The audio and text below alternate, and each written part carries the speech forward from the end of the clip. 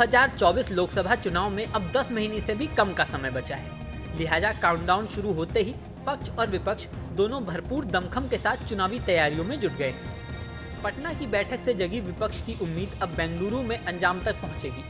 जहां पटना की बैठक में 15 विपक्षी दल एक साथ आए थे, वहीं बेंगलुरु में सोमवार से शुरू हो रही 2 दिन की बैठक में 24 दल शामिल हो रहे हैं। दूसरी ओर विपक्षी एकजुटता के जवाब में बीजेपी भी अपना कुनबा बढ़ाने में जुट गई है और पुराने साथियों को वापस साथ ला रही है।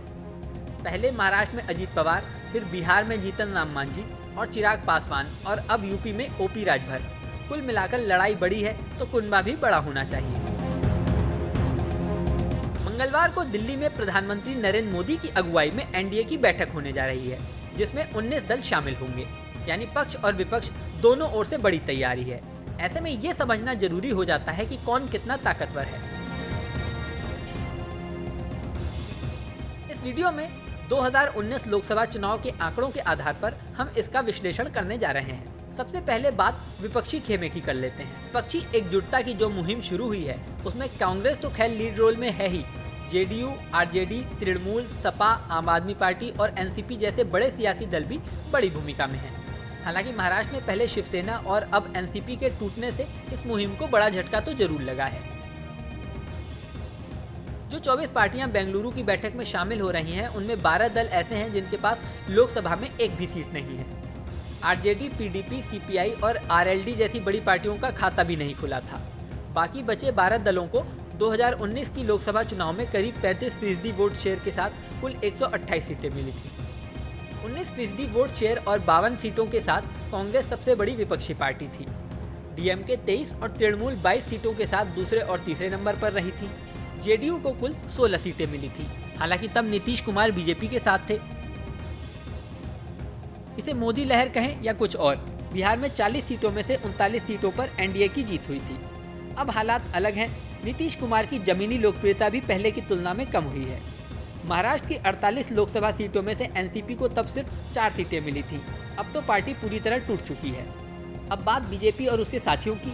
2019 में 2014 से भी बड़ा करिश्मा हुआ। मोदी लहर ऐसी चली कि बीजेपी ने अकेले 300 का आंकड़ा पार कर लिया था।